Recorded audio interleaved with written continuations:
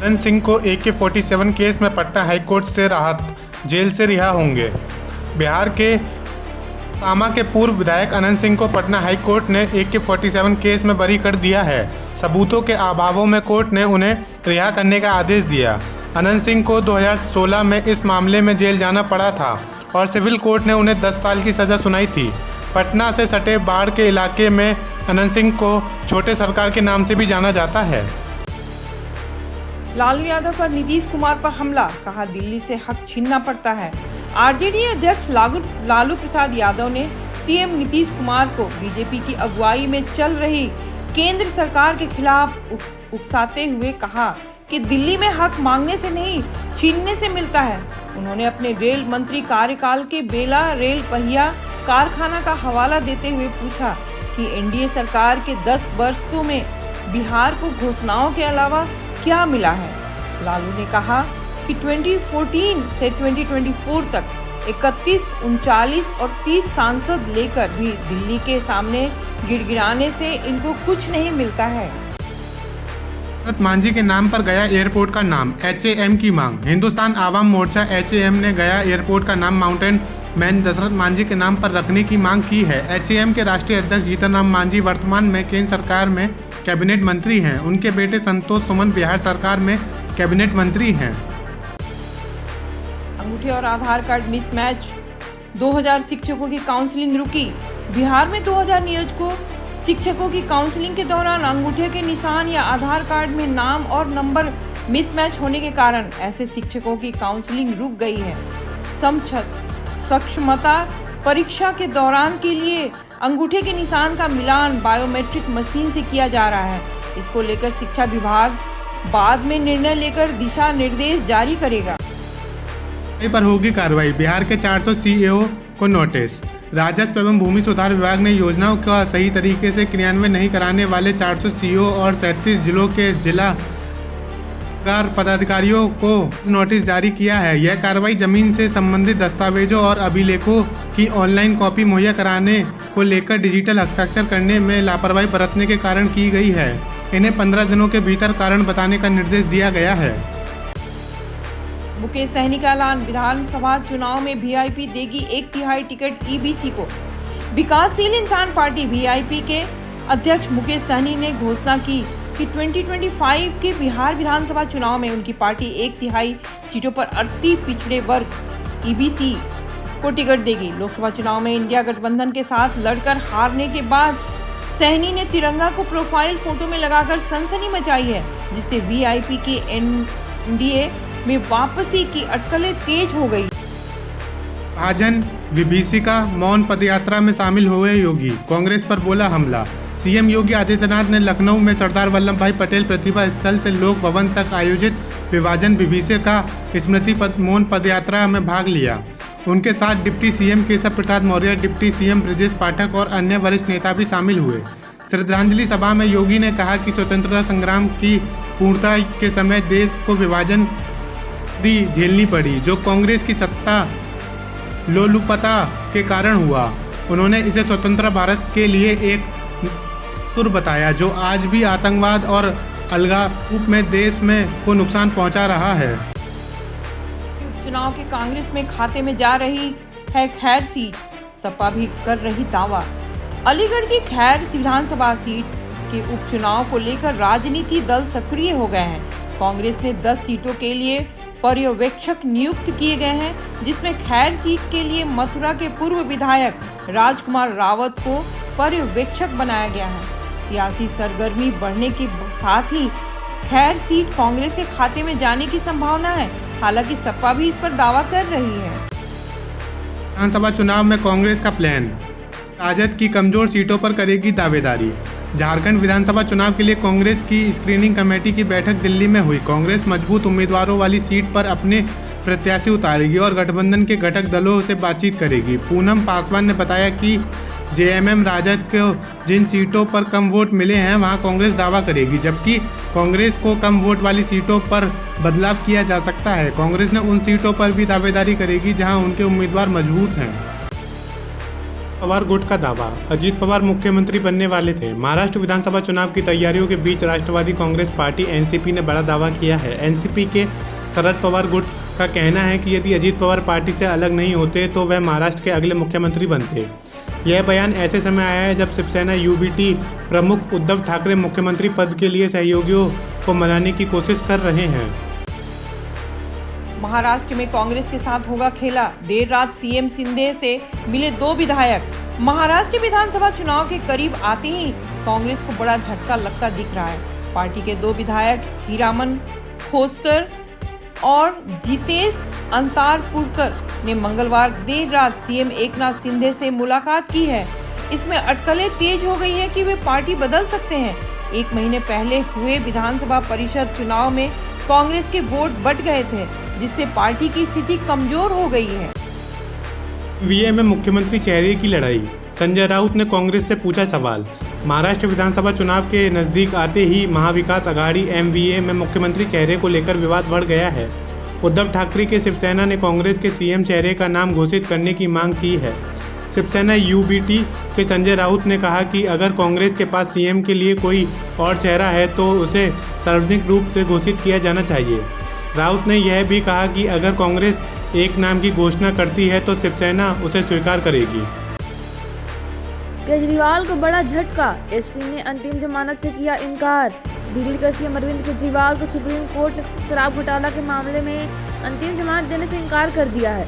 इसका मतलब है कि वह स्वतंत्रता दिवस और राखी के त्योहार जेल में ही रहेंगे। ने सिसोदिया की पदयात्रा 2 दिन के लिए टाली।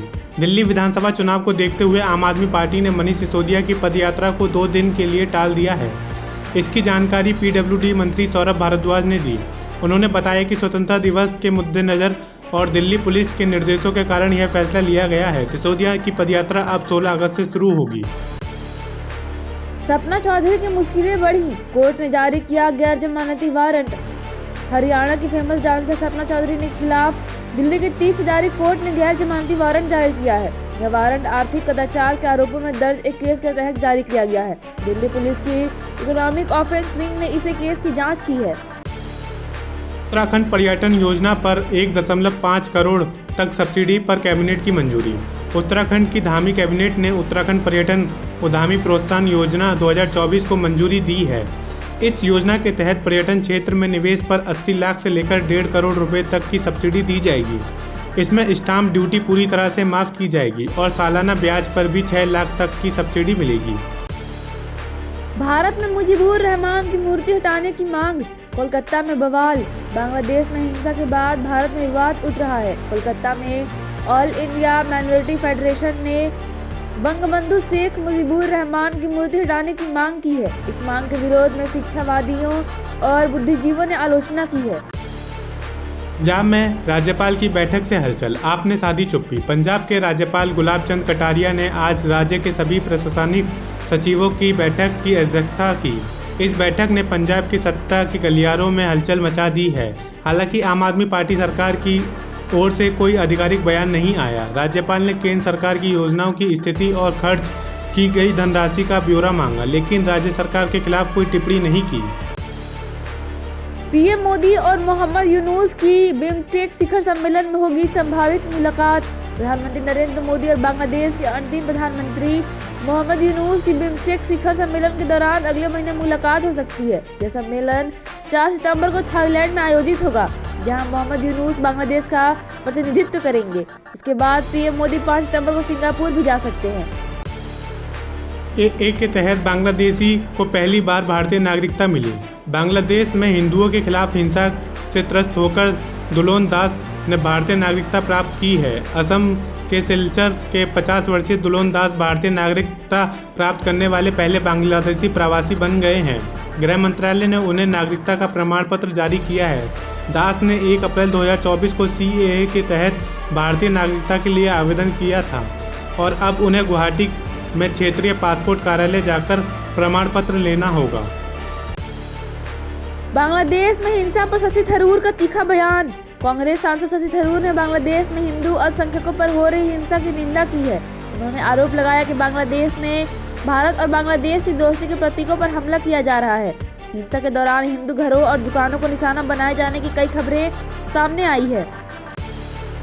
अमेरिका ने मूर्तिकार अरुण योगीराज को वीजा देने से किया इनकार। अयोध्या के राम मंदिर के लिए रामलला की मूर्ति बनाने वाले मूर्तिकार अरुण योगीराज को अमेरिका ने वीजा देने से इनकार कर दिया है।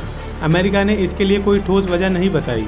योगीराज को 12वीं AKKA स्टैंडर्ड कॉन्फ्रेंस में शामिल होने के लिए अमेरिका जाना था, जो 30 अगस्त से 1 सितंबर तक वर्जीनिया के रिचमंड सेंटर में आयोजित होने वाली है।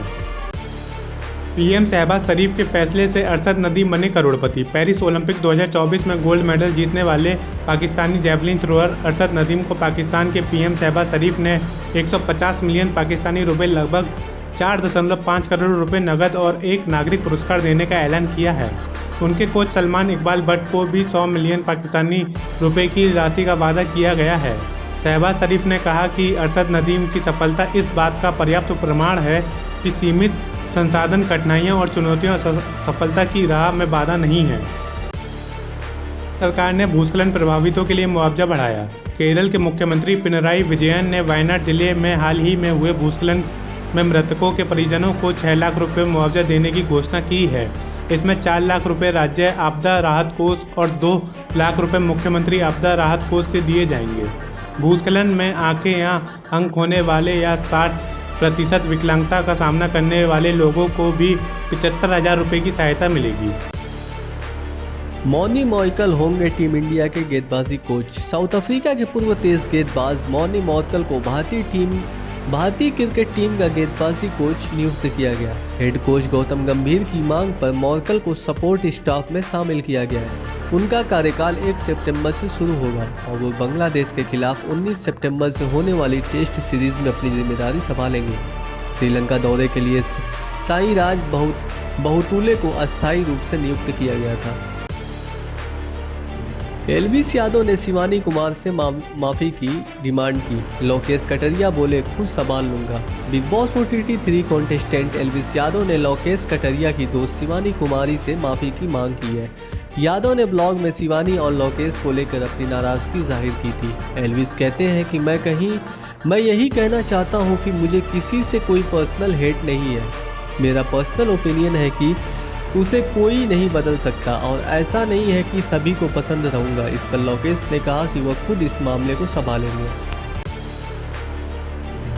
विनेश फोगाट को WFI की खुशखबरी। 16 अगस्त को मिलेगा सिल्वर मेडल का फैसला। विनेश फोगाट को महिला फ्रीस्टाइल 50 kg कुश्ती मुकाबले के फाइनल से पहले पेरिस ओलंपिक 2024 में वजन बढ़ाने के कारण अयोग्य घोषित कर दिया गया था, जिससे वो सिल्वर मेडल से वंचित रह गई। इस फैसले के खिलाफ फोगाट ने court of arbitration for sport में अपील की है, जिसका निर्णय 16 अगस्त को रात 9:30 बजे आएगा। भारतीय कुश्ती महासंघ के उपाध्यक्ष जयप्रकाश चौधरी को उम्मीद है कि फैसला विनेश के पक्ष में होगा। अमिताभ बच्चन की फीस में इजाफा। KBC के नए सीजन के लिए ले रहे 5 करोड़ रुपए प्रति एपिसोड। अमिताभ बच्चन का लोकप्रिय शो कौन बनेगा करोड़पति KBC अपने 16वें सीजन के साथ वापसी कर चुका है। प्रीमियर 12 अगस्त को हुआ। पहले सीजन की शुरुआत में अमिताभ बच्चन की फीस 25 लाख रुपए प्रति एपिसोड थी, जबकि इस बार उन्होंने 5 करोड़ रुपए प्रति एपिसोड की फीस बढ़ा दी है। महाभारत के अर्जुन शाहिद शेख ने हिना खान से मिलकर कैंसर से लड़ने के हौसले को सलाम किया। टीवी अभिनेत्री हिना खान की कैंसर जर्नी को लेकर शाहिद शेख ने उनकी हौसला अफजाई की। शाहिद, जो महाभारत में अर्जुन के रोल के लिए मशहूर हैं, उन्होंने हिना से मिलकर उनकी साहसिकता की तारीफ की और सोशल मीडिया पर उनके साथ तस्वीर साझा की। इसके साथ इंडस्ट्री में मौजूद उनके तमाम दोस्त भी उनसे मिलने पहुंच गए।